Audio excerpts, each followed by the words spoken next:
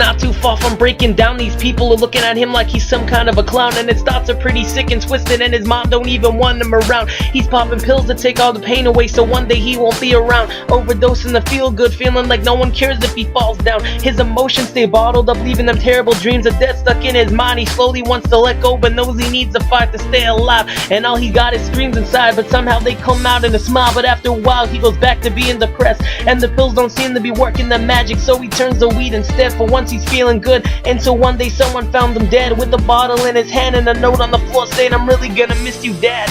And it's a tragedy that his story had to end so sad, cause every story should have a happy ending, and his really didn't. It ended so bad.